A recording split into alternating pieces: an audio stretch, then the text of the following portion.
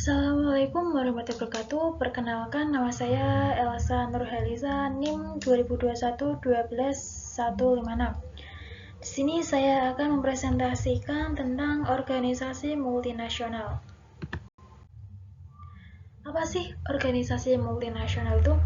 Organisasi multinasional itu sendiri adalah sebuah perusahaan yang memiliki operasi di beberapa negara.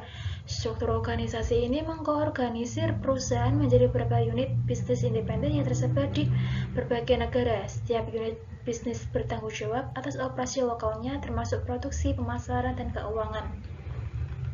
Akan tetapi, terdapat satu perbedaan penting, yaitu jika operasi di luar negeri tersebut merupakan pusat pengeluaran atau pusat laba untuk tujuan pengendalian. Kerap kali ini merupakan pusat laba untuk tujuan akuntansi. Banyak operasi di luar negeri merupakan entitas legal yang didirikan di negara tuan rumah, dan oleh karena itu, mereka harus memelihara seperangkat catatan akuntansi yang lengkap untuk kepentingan hukum dan perpajakan. Terdapat 3 masalah khusus dalam organisasi global, yaitu antara lain perbedaan budaya, harga transfer, dan nilai tukar mata uang. Di perbedaan budaya itu sendiri terdapat 4 bagian, yaitu jangkau kekuasaan, yang kedua individualisme atau kolektivisme, yang ketiga menghindari ketidakpastian, dan yang keempat maskulinitas atau feminitas. Sedangkan di harga transfer itu sendiri ada berbagai macam, yaitu perpajakan, peraturan pemerintah, tarif, pengendalian devisa, akumulasi dana, joint venture, pertimbangan hukum, implementasi dari Syekan 482, ruang gerak dalam harga transfer, pembatasan hukum dalam sistem harga transfer, dan kepentingan minoritas. Sedangkan di nilai tukar mata uang itu sendiri ada 4 bagian, yaitu di nilai tukar, berbagai nilai tukar, efek transaksi, dan kinerja anak perusahaan. Untuk di perbedaan budaya itu sendiri, menurut definisinya, sebuah organisasi multinasional akan beroperasi di banyak negara dan harus siap menghadapi perbedaan budaya seiring dengan koordinasi dan pengendalian dilakukan oleh kantor pusat terhadap anak-anak perusahaannya. Untuk menurut Hofstede, budaya dapat berbeda pada 4 dimensi, yaitu untuk yang pertama adalah jangkauan kekuasaan. Jangkauan kekuasaan itu sendiri merujuk kepada sejauh mana kekuasaan didistribusikan dan dipusatkan secara tidak seimbang. Pada budaya ini, jangkauan kekuasaan paling tinggi berada di Filipina, Meksiko, dan lain-lain. Sedangkan untuk jangkauan kekuasaan rendah itu berada di Austria dan Israel. Untuk yang kedua, individualisme. Individualisme atau kolektivisme itu merujuk kepada sejauh mana seseorang mendefinisikan dirinya sendiri sebagai seorang individu atau sebagai bagian dari kelompok yang lebih besar. Untuk budaya ini, yang termasuk paling tinggi itu berada di Amerika Serikat dan Inggris. Untuk kolektivitas tinggi ini berada di Saudi Arabia dan Peru. Untuk yang ketiga itu menghindari ketidakpastian. Merujuk kepada sampai sejauh mana seseorang akan merasa terancam oleh situasi yang tidak menentu. Budaya penghindaran ketidakpastian tertinggi ini berada di Jepang, Portugal, dan lain-lain. Sedangkan untuk penghindaran terendah itu berada di Singapura, Hong Kong, dan lain-lain. Untuk yang keempat itu maskulinitas atau feminitas. Merujuk kepada sampai sejauh apakah pengaruh yang dimiliki oleh salah satu dari kedua nilai dominan tersebut berupa penekanan kualitas hidup atau feminim. Contoh dari budaya maskulin tinggi ini berada di Swiss, Italia, dan lain-lain. Untuk feminitas tinggi ini berada di Norwegia, Belanda, dan Denmark.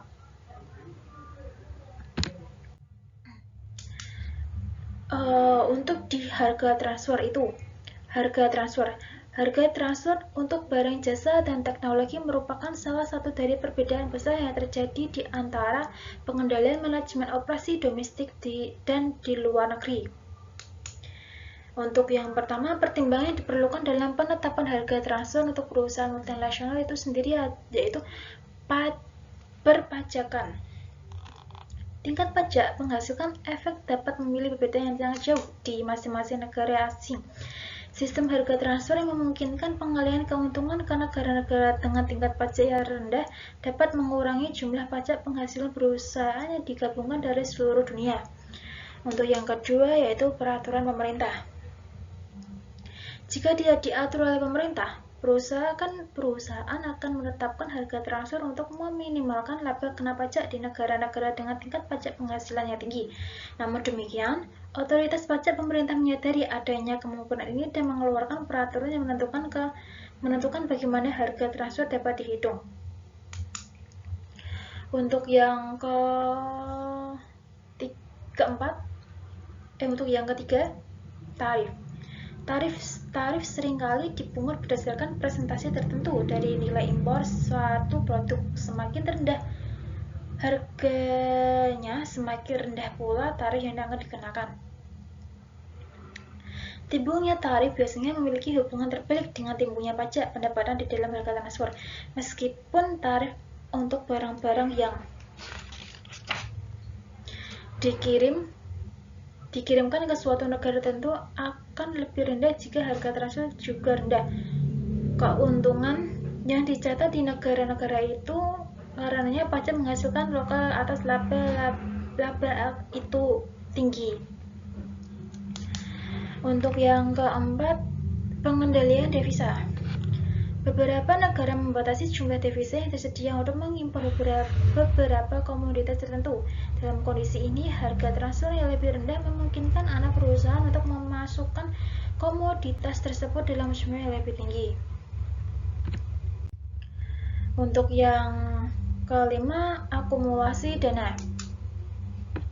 Perusahaan mungkin ingin mengakumulasikan dananya di satu negara tertentu daripada di negara lain. Harga transfer adalah salah satu cara untuk mengalihkan dana tersebut ke dalam atau keluar negara tertentu. Sedangkan untuk joint venture, yaitu kesulitan penetapan harga transfer akan bertambah bila perusahaan dua negara yang bekerjasama menetapkan harga transfer yang berbeda atau lebih tinggi atau juga lebih rendah.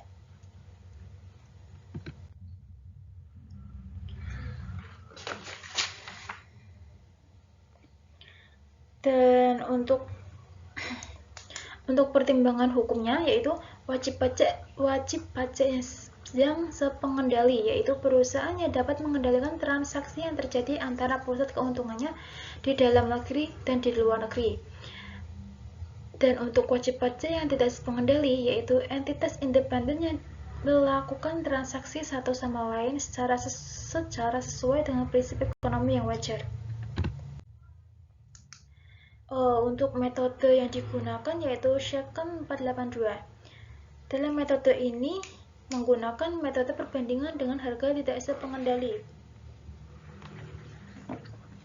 yaitu harga yang wajar dapat dipastikan dari penjualan harga atau jasa yang dapat diperbandingkan antara perusahaan multinasional dan pelanggan yang memiliki hubungan istimewa, atau antara dua perusahaan masing-masing tidak saling memiliki hubungan istimewa. Untuk metode harga jual kembali itu, bila tidak ada penjual yang dapat dibandingkan, metode berikutnya yang diperoleh adalah metode harga jual kembali. Dalam metode ini, wajib pajak bekerja mundur dari harga penjualan final pada saat kekayaan yang dibeli dari perusahaan afiliasi dijual kembali dalam sebuah penjualan yang tidak sepengendali. Dan untuk metode biaya plus itu sendiri, menurut metode ini, yang menjadi prioritas terendah di antara ketiga metode yang diuraikan tadi, titik awal menentukan harga yang wajar adalah biaya untuk memproduksi produk dihitung menurut praktis akuntansi yang benar. Ke dalam biaya ini ditambahkan laba kotor yang wajar yang dinyatakan dalam presentasi tertentu dari biaya dan didasarkan pada penjualan tidak sepengendali yang serupa yang dilakukan oleh pihak penjual atau penjual lain, atau tingkat yang berlaku untuk industri tersebut.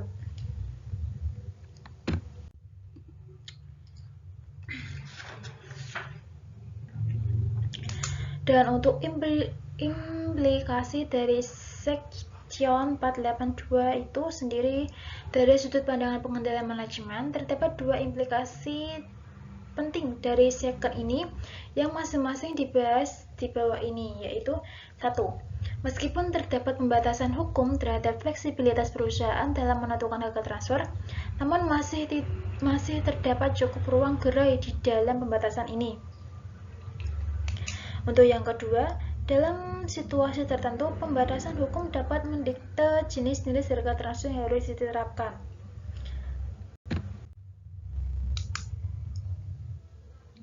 Dan untuk ruang gerak dalam harga transfer itu sendiri, ada dua kebijakan ekstrim dalam menangani masalah ini. Beberapa perusahaan mengizinkan anak perusahaan berurusan satu sama lain sesuai dengan prinsip ekonomi yang wajar, membiarkan dampak akibat pajak serta tarif apa adanya. Dan untuk pada sisi ekstrim yang lainnya, harga transfer untuk negara asing dapat hampir seluruh dikontrol oleh pusat perusahaan dengan maksud untuk meminimalkan biaya tetap perusahaan, memaksimalkan arus kas dalam dolar, atau memperoleh kombinasi yang optimum untuk posisi mata uang itu sendiri. Akan tetapi, kebijakan semacam ini dapat membatasi kegunaan sistem pengendalian, karena dalam keadaan tertentu harga transfer tersebut tidak berhubungan dengan harga yang berlaku jika unit-unit yang melakukan pembelian dan penjualan adalah independen.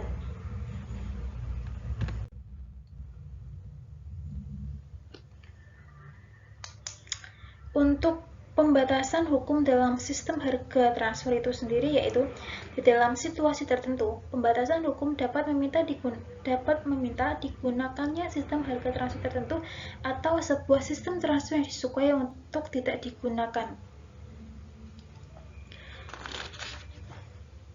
Dalam situasi yang lain ini, pendekatan full cost yang implisit dalam Sektion 482 dapat membatasi kemampuan perusahaan untuk mentransfer beberapa produk kurang dari full cost-nya. Untuk kepentingan minoritas itu sendiri, kepentingan minoritas ikut terlibat atau fleksibilitas manajemen puncak dalam mendistribusikan laba antara anak-anak perusahaan dapat sangat dibatasi karena pihak minoritas mempunyai hak untuk memperoleh pembagian yang adil dari laba perusahaan. Dalam kasus ini, anak perusahaan harus sebisa mungkin melakukan transaksi secara wajar. Sedangkan untuk nilai tukar adalah harga dari sebuah mata uang jika dibandingkan dengan mata uang yang lainnya. Hal ini dapat dinyatakan baik sebagai jumlah unit dari mata uang negara induk perusahaan yang diperlakukan untuk membeli satu unit mata uang, atau sejumlah unit mata uang asing yang diperlukan untuk membeli satu unit mata uang untuk induk perusahaan.